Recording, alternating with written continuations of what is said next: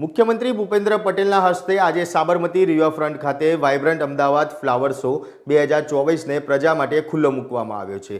ઉદ્ઘાટન બાદ મુખ્યમંત્રી ભૂપેન્દ્ર પટેલ સહિત ઉપસ્થિત તમામ મહાનુભાવોએ ફ્લાવર શોના વિવિધ આકર્ષણો નિહાળ્યા હતા અને અનેક સ્કલ્પચરોને મુખ્યમંત્રી સહિત સૌએ બિરદાવ્યા હતા।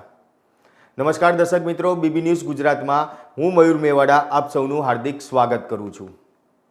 અમદાવાદમાં ફ્લાવર શો શહેરીજનોને સરદાર વલ્લભભાઈ પટેલની તેમજ નવા સાંસદ ભવનની પ્રતિકૃતિ તો સાથે જ મોટેરા સૂર્ય મંદિરની અને વિક્રમ લેન્ડર ચંદ્રયાન 3ની પ્રતિકૃતિ જોવા મળશે અને આ એક આગવું આકર્ષણ ઊભું કરશે। આ ફ્લાવર શોમાં ઓલિમ્પિક અને વડનગરના તોરણની થીમથી મુખ્ય પ્રવેશદ્વાર બનાવ્યો છે, જ્યારે બાળકો માટે કાર્ટૂન કેરેક્ટર, વાઇબ્રન્ટ ગુજરાત, પતંગિયા, સાત ઘોડાની પ્રતિકૃતિ જેવી વિવિધ પ્રતિકૃતિઓ બનાવવામાં આવી છે।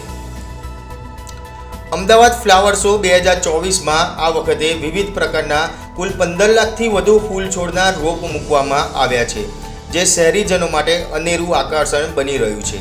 આ ફૂલ છોડમાં પિન્ટુનિયા, ગજેનિયા, બિગોનિયા, તોરણિયા, મેરીગોલ્ડ, લિલિયમ, ઓર્ચિડ, ડહેલિયા, એમરિસન લીલી, કેક્ટસ પ્લાન્ટ, જરબેરા જેવા અનેક દેશી વિદેશી ફૂલોનો સમાવેશ કરાયો છે અને વિદેશી ફૂલ છોડના રોપ પણ મૂકવામાં આવ્યા છે।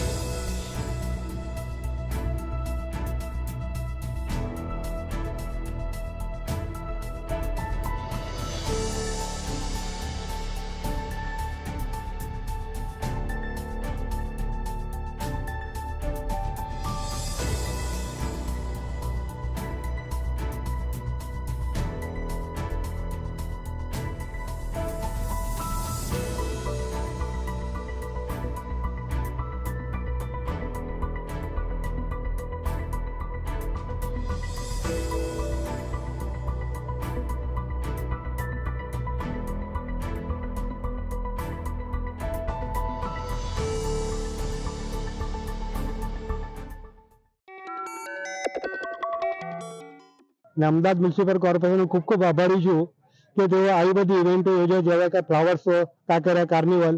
ફ્લાવર શો છેલ્લા 10 વર્ષથી બહુ જ ફેમસ છે અને હું રેગ્યુલર એની મુલાકાત લઉં છું ને દર વખત કઈ નવી થીમ ને નવું કંઈક જાણવા મળે છે, નવા ફૂલો જોવા મળે છે, ખરીદી કરવા માટે પણ સારું સ્થળ છે।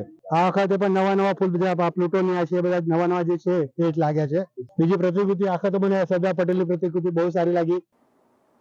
આ જ રીતે નવા સમાચાર અને નવી અપડેટ સાથે આપ સૌની વચ્ચે ફરી આવીશ। ત્યાં સુધી અમારી બીબી ન્યૂઝ ગુજરાતની ચેનલને લાઇક કરો, ફોલો કરો અને યુટ્યુબ ચેનલને સબસ્ક્રાઇબ કરો। નમસ્કાર।